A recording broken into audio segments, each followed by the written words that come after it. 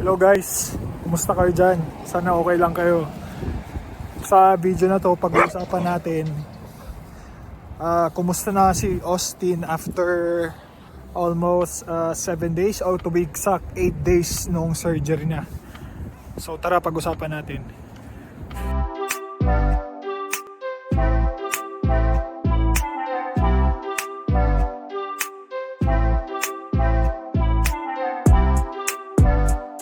Okay naman si Austin. Nung first day niya, yun yung pinakamalalang araw niya after ng surgery. Kasi sobrang nagwa-whine siya. Tapos hindi tumitigil yung whining niya. Tapos ang tagal niyang nakatayo kasi hindi siya makaupo or hindi siya makahiga. Sa tagal niyang nakatayo, nanginginig na yung paa niya. So, sa amin, nung tinitignan namin siya, naawa kami. Kasi nga parang naluluha na siya na ewan. Kasi sa tagal niyang nakatayo, hindi siya makaupo or makahiga. Normally kasi pag mga corgi, gustong-gusto nila yung nag-i-splut, di ba? Yung parang bread, yung na-splut talaga na pababa. Hindi niya magawa kasi nga nasasaktan pa siya or hindi pa comfortable yung nararamdaman niya. So, merong binigay yung doktor sa amin na 2 gamot. Yung isang gamot is kailangan niyang i-take for 4 days. Yung parang anti-inflammatory. Tapos yung isa is yung pampakalma niya. Yung anti-inflammatory niya, required yun na i-take niya for 4 days na bawal mag-skip. Na sabi nung nurse is strictly parang yung sa syringe, hindi mo sa syringe, syringe 10 something lang yung ilalagay. Basta may sukatan may nilagay silang marker. Doon lang sa 10, wag sobra. Kasi yung gamot na yon is parang para kumalma siya kumbaga. Tapos, yung isang gamot is optional.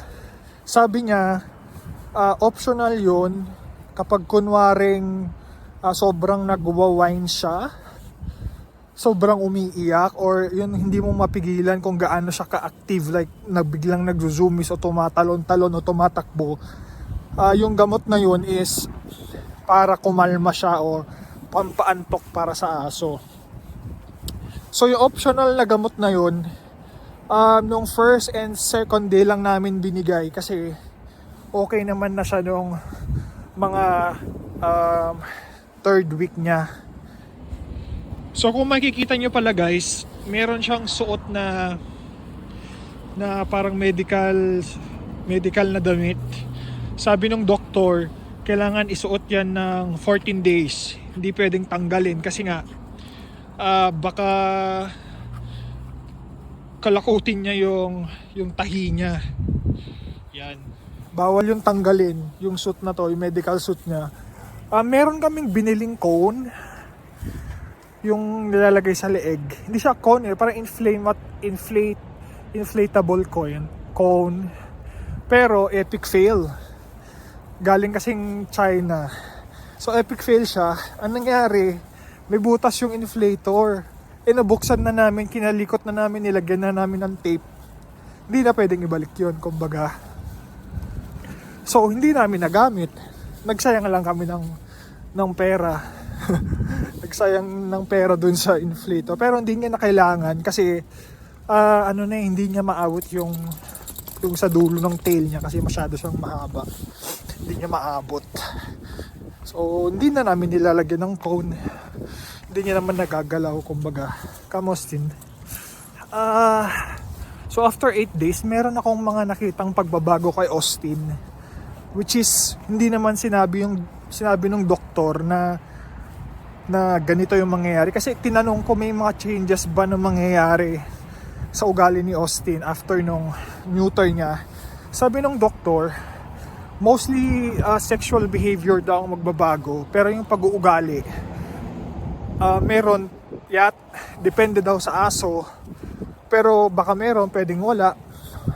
So ang mga pagbabago lang na na-observe namin kay Austin is Una, maantukin. Sobrang antukin niya. Ang lakas matulog. Siguro ka-level niya si Kai. Kasi si Kai, pag walang tao, tulog lang ng tulog. Si Austin, ganun din, tulog ng tulog. Let's say for example, tulog na siya 12 o'clock ng hapon hanggang 9 o'clock tulog yan. Pag hindi mo siya gigisingin, hindi rin siya magigising. Talagang tuloy-tuloy yung tulog niya. Tapos hindi rin din na lesson yung paglalaro niya, kumbaga. Madalas na siyang natutulog. Tapos 2 days na siyang tutulog sa kama namin. Talagang gusto niyang tumabi. Talagang tulog talaga, deep sleeper na siya. Ewan ko kung effect yun na tumatanda yung aso. Tapos yung pangalawang changes is parang mas lalo siyang naging sweet or clingy sa amin. Like gusto niya na as of today, Friday, gusto niyang tumabi sa amin matulog. So nagpapaakyat siya. Ito naman si Loko-Loko, natutulog nasa tabi namin 2 days na. Alam ko dapat hindi, pero kasi nagpapaakyat siya at gusto niya talagang katabi kami pag matutulog na. Nasa gitna kasi namin ni Leslie, so gusto niya yung nasisiksik siya, kumbaga. Yun lang naman yung mga napansin ko. Naging antukin siya, tapos naging clingy or naging mas close siya sa amin. Ewan ko kung effect yun ng neuter o talagang tumatanda na siya. Next update ko siguro is pag tinanggal na yung jacket, kasi na-observe ko din madalas siyang shake ng shake, pero shake ng shake baka naman kasi hindi niya ma-shake yung nasa katawan niya. Next update is after 14 days, which is next Thursday. Tignan natin kung anong update kay Austin. Na-update ko kayo kung okay na ba siya, kasi ang sabi ng doktor, you have the option na pumunta dito para ma-check yung tahi niya, or picturean nyo na lang, papatingin namin sa doktor. Ngayon sabi ko kay Leslie, picturean mo na lang kasi additional gastos yun. Malamang pupunta ka dun ano naman yun hindi naman libre yun for sure, so magbabayad na naman. Picturean na lang, kumbaga, di ba? So yun lang ang update natin. Bumaba lang tayo ng lunch break pala natin para magbigay ng update para kay Austin kung kumusta na siya or ano na ang condition niya. Okay? So yun lang guys. Peace.